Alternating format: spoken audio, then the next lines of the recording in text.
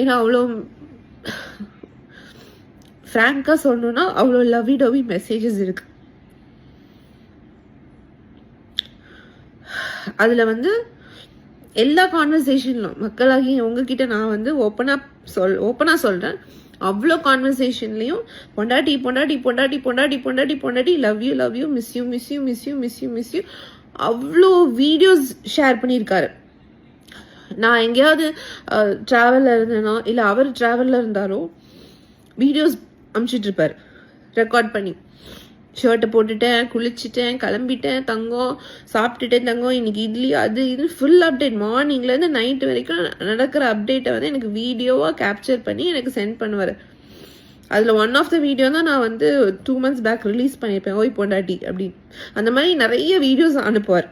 அப்போ அதெல்லாம் பிளாக்மெயில் பண்ணி வந்துச்சா? அந்த வீடியோ பார்க்குற உங்களுக்கு தெரியாதா? நான் இப்போ கிட்டத்தட்ட இன்ஸ்டாகிராமில் என்னையும் அவனையும் வச்சு நான் ஒரு அட்லீஸ்ட் ஒரு 15 போஸ்ட் கிட்ட போட்டிருப்பேன்னு நினைக்கிறேன். அந்த பர்த்டே வீடியோஸை பார்க்குற மக்கள் நீங்கள் சொல்லுங்கள், அது பிளாக்மெயில் பண்ணி தான் வந்திருக்குமா? கொஞ்சமாவது சென்ஸோட பேசணும் ரங்கராஜ். இவ்வளோ பெரிய பிஸ்னஸ் மேன்னு சொல்றீங்க, அந்த பிஸ்னஸ் மேன் பின்னாடி யார் இருக்கான்னு எனக்கு தெரியல. அப்படிதான் நீங்கள் இந்த பிஸ்னஸ் நடத்துறீங்களான்னு எனக்கு தெரியல. எங்க உங்க சென்ஸ் எல்லாம் தூக்கி எங்க வச்சிருக்கீங்கன்னு எனக்கு தெரியல. டெல்லி சி செக்ஷன், எனக்கு இன்னைக்கு சி செக்ஷன் ஆனதுக்கு காரணம் மிஸ்டர் ரங்கராஜ் மட்டும்தான். அவ்வளோ ஸ்ட்ரெஸ். என்னோட ஃபர்ஸ்ட் டெலிவரி நார்மல் டெலிவரி, செகண்டும் நார்மல் தான் வரும். டாக்டர் வந்து கன்ஃபார்மா வந்து இது பண்ணாங்க. என்னோட டியூ டேட் வந்து December 1st. November 4th வீக்லேருந்து ரெடி ஆகிக்கோங்க அப்படின்னு சொன்னாங்க டாக்டர்.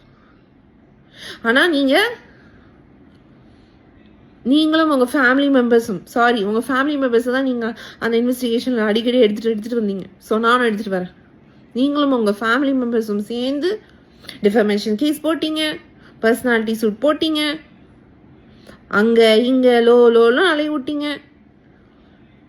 ஒரு ப்ரெக்னென்ட் ஆன பொண்ணு, அதுவும் லாஸ்ட் ஸ்டேஜ் ஆஃப் ப்ரெக்னன்சியில் நான் court case station commissioner office அது இது அலைஞ்சேன்.